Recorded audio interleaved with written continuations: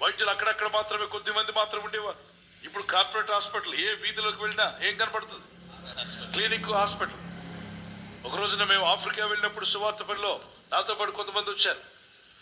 మన టీంలో ఒక తమ్ముడు అన్నాడు, అన్నా పాస్టర్ గారు, మనకు అసలు మన వీధికి మెడికల్ షాపులు కనపడతాయి, ఇక్కడేంటన్నా ఈ ఊర్లో మెడికల్ షాపే కనపడలేదు. నేను అడిగాను, ఎందుకు ఎత్తుకున్నావు మెడికల్ షాప్?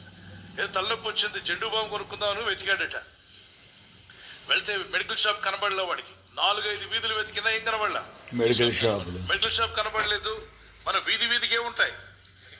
ఎట్టి చెప్పాలి, మెడికల్ షాప్. అక్కడే నీకు బల్బు వెలగాలరా అని చెప్పాను. మన వీధికి అంటే ఈ వీధి మొల్లో ఒక వీధి ఉంటే రోగాలమయం అర్థమైందా? రోగాలు పెరిగిపోతున్నాయి మన దగ్గర.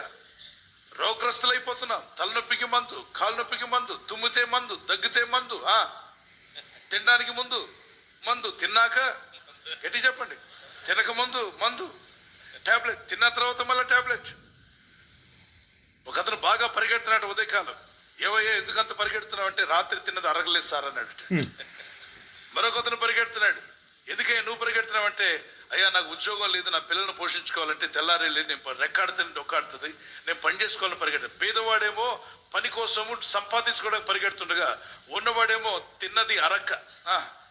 సో ఇద్దరు పరిగెడుతున్నారు. ఇది ఉదయకాలమే ఇద్దరు పరిగెడుతున్నారు. 2 వేలు చూపించండి.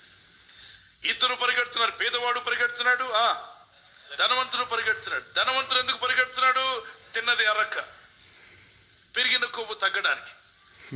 మరి బీదవాడు ఎందుకు పరిగెడుతున్నాడు? తినడానికి లేక అనాలి, తినడానికి లేక. సో మనుషులందరూ పరిగెడుతూనే ఉన్నారు ఈ ప్రపంచంలో. ఏదో ఒక పరుగు తీయాల్సిందే. మనం కళ్ళు మూసేంత వరకు దేవుడు మనలో ప్రాణం పోసాడు. ఆ ప్రాణం మళ్ళీ ఆయన తీసేసేంత వరకు మనల్ని రమ్మని దేవుడు